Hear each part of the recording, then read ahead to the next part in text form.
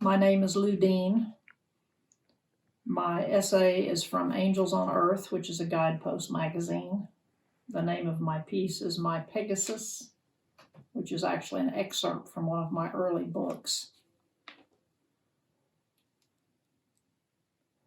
Phil and David and I crept along the yard fence on our bellies and elbows like soldiers on a battlefield. In the lead, my older brother Phil gave a hand signal for us to lay low while he proceeded. Within minutes, David and I were scrambling up on the golden Palomino mare as Phil untied her from the fence. Our older sister, Pat, came blasting out the screen door into the front yard. "You little brats," she screamed. "She's my horse." "Just 'cause you're the oldest doesn't mean she's yours," Phil yelled as he jumped on Maybelle and kicked to get us going. Maybelle trotted toward the back pasture of our farm, with the three of us bouncing bareback and clinging to one another. Sis pursued us on foot. As we passed the barn, I turned and could barely see her speck near the creek. After a few minutes, I heard the screen door slam. Phil pulled the mare to a walk, and we rode off toward the blackjack thicket that surrounded our Oklahoma farm. "She's a good old babysitter," Phil said, patting the mare's neck. "I'm no baby," David said with a pout. "Don't need no babysitter." "Phil just means that Maybelle is calm and can be trusted," I said. "That's what Dad says. He calls Maybelle a natural babysitter." "Mama will be coming back soon," my younger brother proclaimed. My 4-year-old brother had remained adamant that our mother would return to the farm. Phil pulled on the reins. Maybelle stopped, and all of us slid off into the knee-deep blue-stem grass. He tied Maybelle to a low-lying limb, and the three of us walked through the weeds up over the pond dam. Grasshoppers jumped up around my bare legs. At the sound of our approach, a pair of wood ducks flew off over the water, and bullfrogs splashed into the muddy pond. "Mama won't be coming back to live with us," Phil said. "She and Dad got a divorce, but we'll see her sometimes." David stamped his foot, sending blackbirds flying from a cottonwood tree. "I'm mad at her." Embracing the truth that our mother was gone for good seemed too much to bear. "Well, I'm mad at God," I blurted. Phil grinned at me. "That a girl, sissy. Go straight to the boss." It irritated me that he always remained so calm about the disruption that had rattled our world. I picked up a dirt clod and tossed it at him. Know-it-all. He pulled fishing line and hooks from his shirt pocket. "Let's catch some grasshoppers and fish."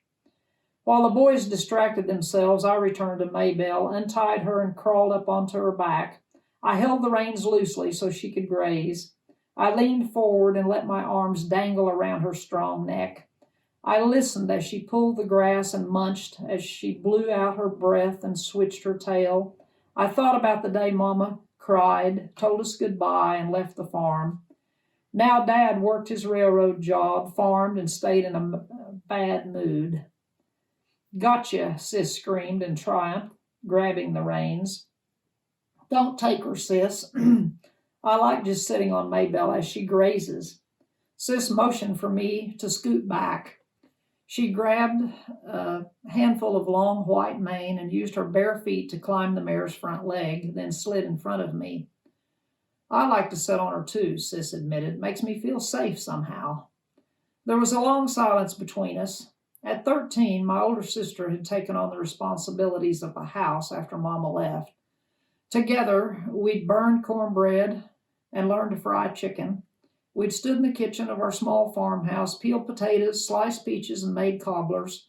Sis talked of school and boys, and I talked about my dog and the other farm animals. But during all that time, we'd never discussed Mama's leaving. "It's hard to feel safe sometimes," I said. "Yeah. A friend of mine, who lost her folks in a car accident, says a person can talk to God and it helps," Sis said. Talking to God interested me. "Do you ever do that?" "Sometimes," Sis allowed, "when I'm by myself on Maybelle." Dad wouldn't allow Mama and her new husband on the farm. but had agreed we could meet them outside the property near the cattle guard. The four of us, spit-shined and polished, mounted Maybelle that morning and started off. Halfway to our destination, Sis pulled Maybelle to a stop. In the distance, we saw Mama's station wagon driving slowly down the county road toward the cattle guard. I don't want to meet him, David confessed. I'm not all that crazy about it myself, Sis agreed. We sat in silence for a moment. The wind made the colorful red, gold, and brown leaves dance overhead. By then, I'd gotten real comfortable with God. I swallowed hard, took a deep breath, and squeezed my bare legs against Maybelle's great belly for inspiration. God, I said, please be with us today and help us be kind to Hank. Phil shouted, Amen. He kicked Maybelle gently. Let's get this show on the road. My excerpt is a finalist in the 2021 Colorado Authors League Awards. I've been a proud member of CAL for 25 years. If you are interested in my other books and my writing, you can go to www.LouDean.com to see my writing history and look at my other books. And coming in September is a 10-year labor of love called The Amazing Grace of Dogs. And it's about my writing journey, my spiritual journey and struggle, and how a lifetime of canine companions gave me unmerited assistance along the way. Thank you. Thanks to Cal for the opportunity.